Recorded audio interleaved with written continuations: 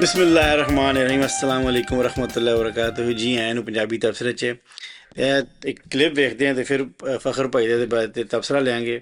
और आज तक ज़िंदगी में मैंने किसी से काम नहीं मांगा, मुझे काम की ज़रूरत ही नहीं है। पहली बार मैंने शोबिज़ स्टार्ट किया था नेम फेम के लिए।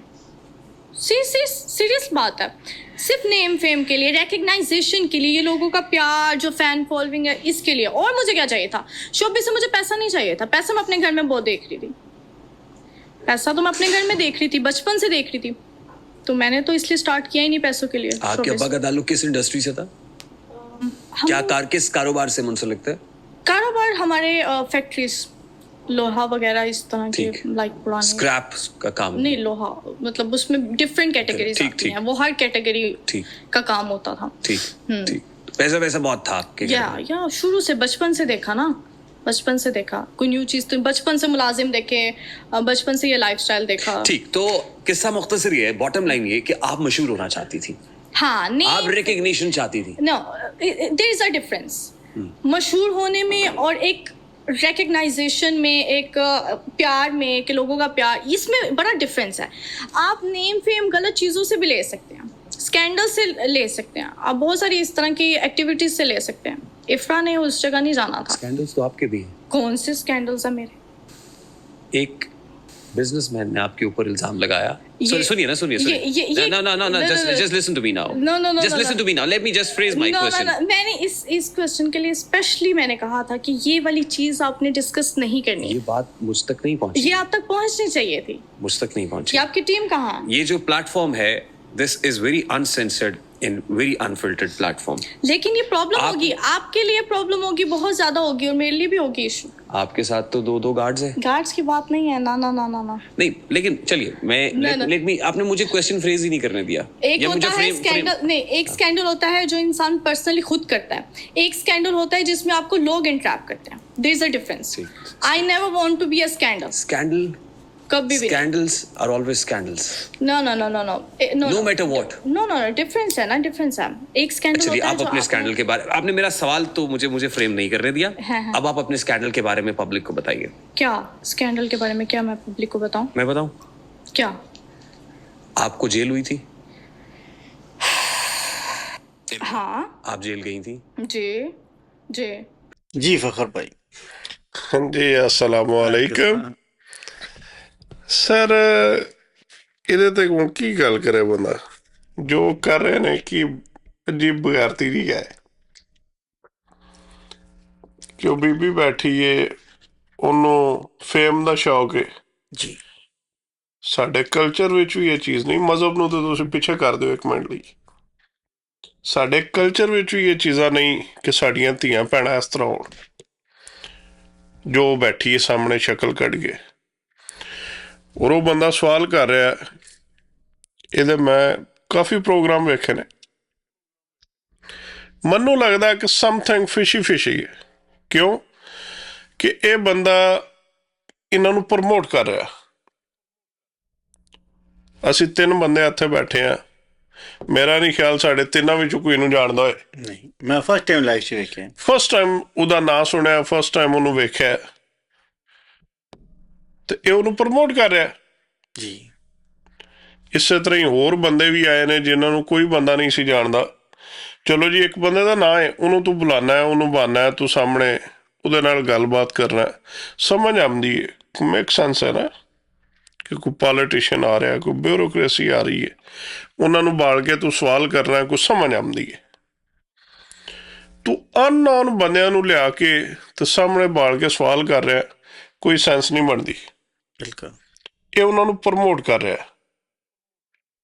ਬਿਲਕੁਲ ਲੁਕਸ ਲਾਈਕ ਨਜ਼ਰ ਇੰਝ ਆ ਰਿਹਾ ਨਾ। ਇਸ ਤਰ੍ਹਾਂ ਆ ਰਿਹਾ। ਹੁਣ ਜਿਹੜਾ ਉਹ ਬੀਬੀ ਗੱਲਾਂ ਕਰ ਰਹੀ ਹੈ ਕਿ ਮੈਨੂੰ ਜਿਹੜਾ ਉਹ ਮੇਰੇ ਮਾਮੇ ਨੇ ਮਾਰਿਆ, ਮੈਂ ਉਹਨੂੰ ਮਾਮਾ ਵੀ ਨਹੀਂ ਕਹਿਣਾ, ਉਹ ਮੇਰੀ ਮਾਂ ਦਾ ਵੱਡਾ ਭਰਾ ਏ।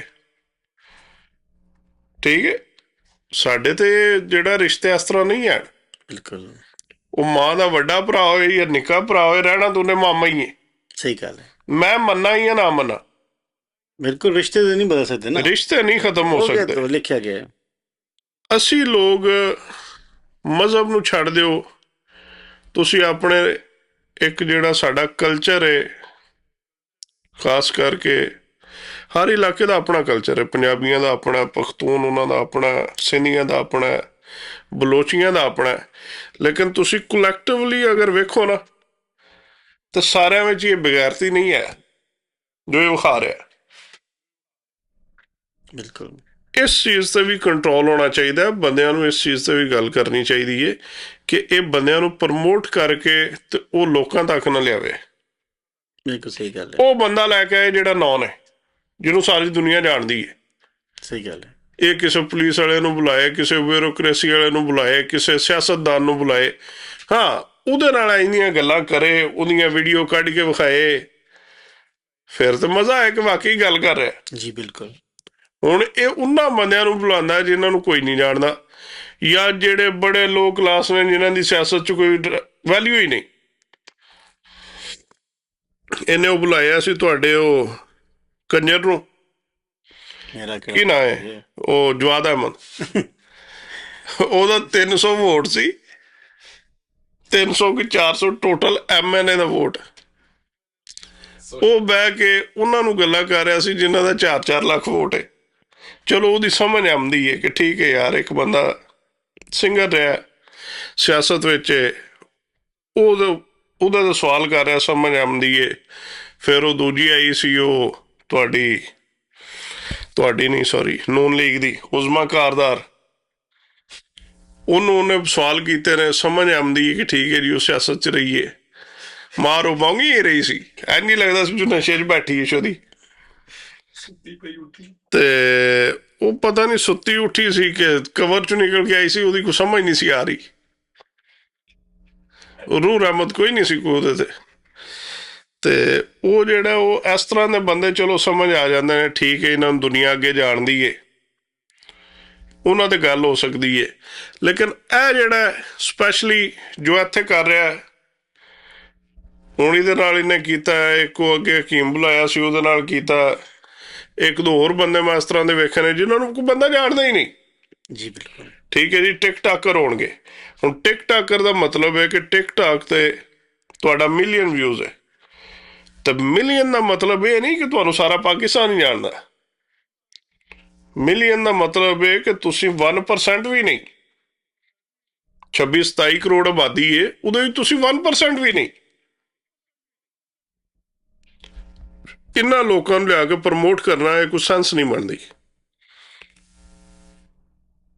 ਪ੍ਰਮੋਟ ਕਰ ਰਿਹਾ, ਪੈਸੇ ਲੈ ਰਿਹਾ, ਮਿਲੀਅਨ ਤੱਕ ਪਹੁੰਚ ਗਿਆ, ਉਹਨੂੰ ਕੋਈ ਨਾ ਕੋਈ ਤੇ ਦੇਖੋ ਨਾ ਉਹਦੇ 'ਚ ਕੋਈ ਹੋਏਗੀ, ਉਹਦੀ ਕੋਈ ਪ੍ਰੋਗਰਾਮ ਅੱਛਾ ਹੋਏਗਾ, ਕੁਆਲਿਟੀ ਕੋਈ ਤਾਂ। ਪਰ ਤੁਸੀਂ ਦੇਖੋ, ਮੈਂ ਕਿਸੇ ਦਾ ਨਾਂ ਲੈ ਕੇ ਗੱਲ ਨਹੀਂ ਕਰਨਾ ਚਾਹੁੰਦਾ, ਲੈਣਾ ਵੀ ਨਹੀਂ ਚਾਹੀਦਾ, ਲੇਕਿਨ ਕੁਝ ਬੰਦੇ ਐਸੇ ਨੇ ਜਿਨ੍ਹਾਂ ਦਾ ਲੈ ਲਓ, ਪਬਲਿਕ ਫਿਗਰ ਹੈ ਜਿਹੜਾ, ਉਹਦਾ ਨਾਂ ਤੁਸੀਂ ਲੈ ਸਕਦੇ ਹੋ।